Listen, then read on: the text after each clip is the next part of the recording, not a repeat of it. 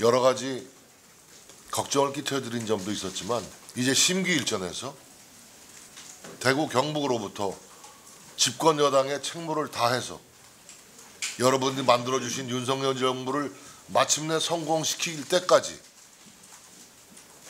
모든 열과 성을 다 쏟아붓겠다라는 다짐을 드리기 위해서 오늘 대구에 방문하게 된 것입니다.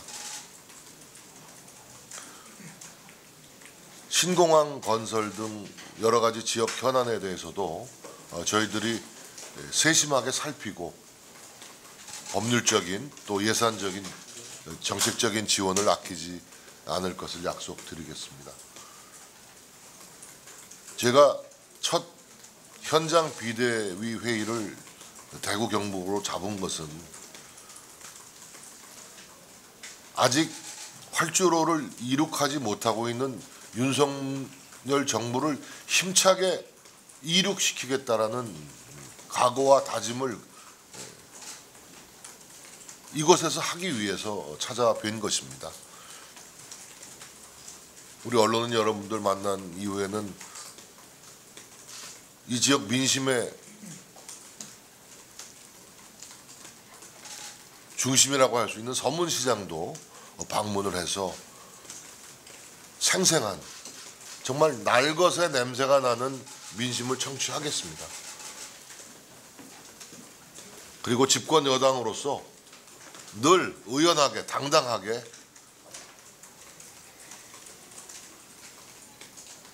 맞서 싸우겠습니다. 싸울 대상이 누군지는 여러분들 잘 아실 것입니다. 대한민국의 국가 이성을 상실한 자들이 분명히 있지 않습니까? 북한이 핵무력을 완성해서 연일 미사일 공격 고발을 퍼붓고 있는데도 이 엄중한 안보 상황도 불구하고 윤석열 정부 헐뜯기에만 몰입하고 있는,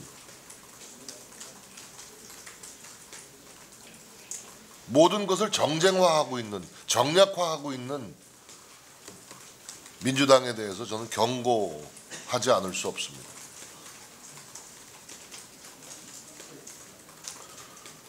그래서 저희는 집권 여당으로서 우리 대구 경북의 당원 동지 여러분들과 주민들을 필두로 해서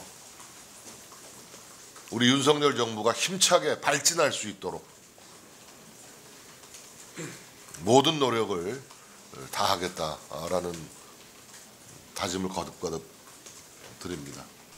저희들에게 맡겨진 사명이 그 안정적인 지도체제를 확립해서 집권 여당으로서 윤석열 정부를 튼실하게 뒷받침할 수 있는 체제 정비를 하라는 것이거든요.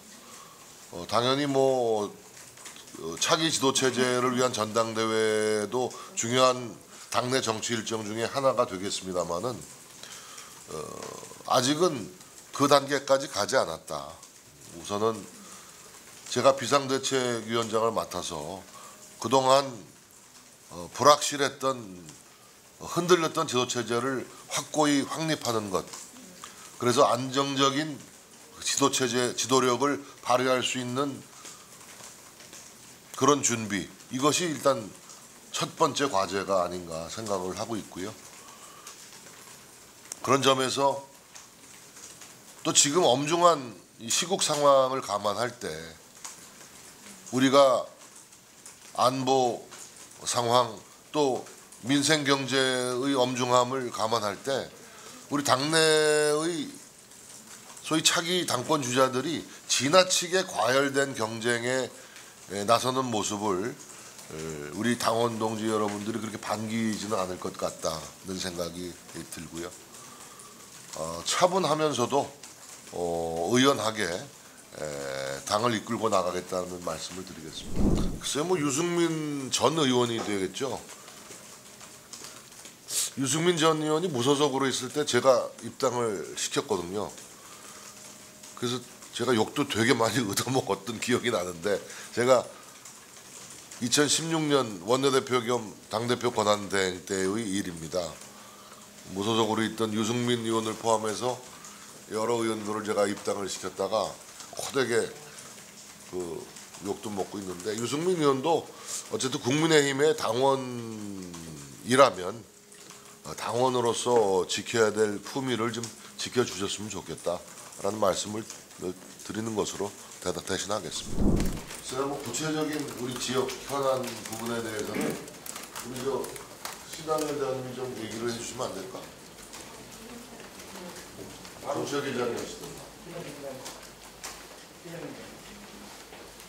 제가 구체적인 현안까지는 아직 파악을 못했어요.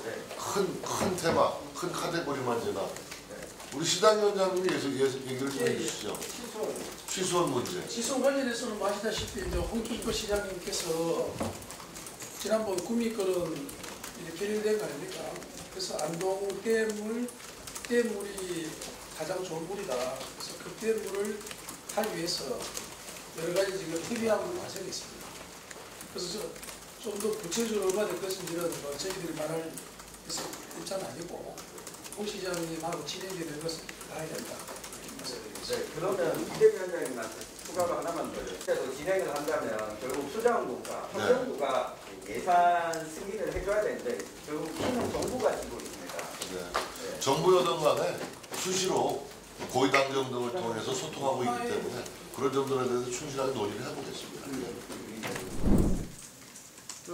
처음에 우리 경북도당 의원님들께서는 모여오셔갖고 이제 말씀하셨을 때는 여러 가지 이제 경우의 수를 두고 봤을 때는 그래도 좀 기본 설계라도 나오고 난 뒤에 이 부분을 좀 추진해야 되는 거 아니냐라고 생각했던 게 사실이고요.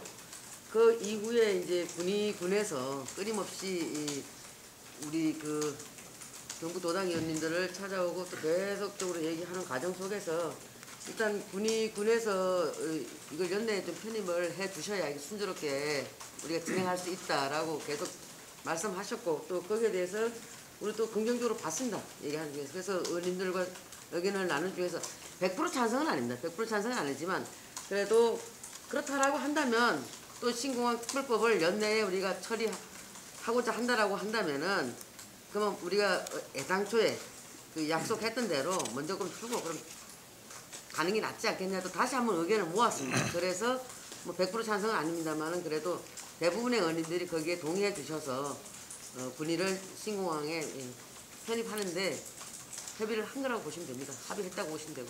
저도 거기에 추가로 좀 말씀드릴게요. 이게 우리 행정안전위원회 1소위 그 안건입니다. 제가 1소위 위원이고 좀 전에 이미자 도당위원장이 말씀하셨듯이 지난번 조영 원내대표실에서도 큰 틀에서 합의가 끝났습니다. 끝났기 때문에 실무적으로 좀 전에 우리 비대위원장께서도 당 차원에서도 지원한다고 그랬지 않았습니까? 11월 24일 날 정기국회가 있는데 그때 통과되는 걸 목표로 11월 한 셋째 주에 소위를 통과해서 그렇게 진행 중에 있고 이걸 가장 중요한 키는 우리 이만희 행정안전위원회 간사입니다. 야당 간사는 오케이 되어 있는 상태이기 때문에 그 두 분이 실제로 합의가 됐어요. 그래서 그때 이제 소위에 심사가 들어오면은 저도 심의할 것이고 그거는 뭐 일사천리로 통과되기 때문에 12월 정기국회에 통과되는데 전혀 문제가 없다. 이렇게 제가 자신 있게 말씀드립니다. 뭐 신공항 통합 신공항 건설이라든가 뭐 이제 행정 구역 재조정 문제 같은 것이 사실 큰 과제이지 않습니까? 숙제인데 결국은 이제 정치로 풀어야 된다고 저는 생각을 하고요. 정치라는 것이 결국 갈등이나 이견을 그 조장하고 뭐 생산해내는 것이 아니고 갈등이나 이견을 조정하고 봉합하고 수습하는 그런 역할을 하는 게 정치니까 저는 우리 이미자 의원님이나 우리 김영판 우리 의원님이 출중한 우리 정치력을 갖고 계신 분들이기 때문에 리더로서 잘 이런 문제들을 정리해가지고 아마 성공적으로 이 과업을 수행해 내시지 않을까 그렇게 기대하고 있습니다. 아니 그러니까 우리가 힘이 없어서 나라를 빼앗긴 거 아닙니까? 그런데 우리가 더 이상 일본을 갖다가 그렇게 크게 큰 나라로 보지 마십시오. 우리는 이미 일본을 추월하기 시작했어요. 우리는 당당한 강국이 되어가고 있는 겁니다. 이제는 친일을 얘기하는 이런 시대착오적인 철진한 발상보다 그 길을 얘기를 할 때가 된 거예요. 우리는 삼성전자가 소니를 제끼고 현대차가 도요타를 통미까지 추격해 왔어요. 일본 사람들이 왜 수출 규제하는지 아십니까? 그게 무슨 역사 갈등 현안 때문에 보복 조치가 다가 아니에요. 30년 전에 대한민국과 지금의 대한민국이 다르다는 건 일본 입장에서도 대한민국이 굉장히 경계해야 될 대상이고 두려운 거예요. 그런 복합적인 요인들이 담겨 있는 겁니다. 감히 일본이 우리를 무슨 뭐 주둔을 하고 우길기를 날려요? 천만의 만만의 말씀. 새빨간 거짓말이죠. 용납될 수 없는 현실입니다. 그런 식으로 국민을 갖다가 호도하고 혹세무민하면 되겠어요? 네? 제 얘기가 어떻게 식민사관입니까? 그 자체가 역사입니다, 역사. 네? 우리가 힘이 없어서 누가 일본의 국권 참탈을 정당화했어요? 우리가 더 이상 그런 역사를 되풀이해서는 안 된다는 얘기 아닙니까? 그거를 호도하고 곡해하는 그런 정략은 더 이상 내가 언급할 가치가 없다고 생각합니다. 오케이? 자, 감사합니다.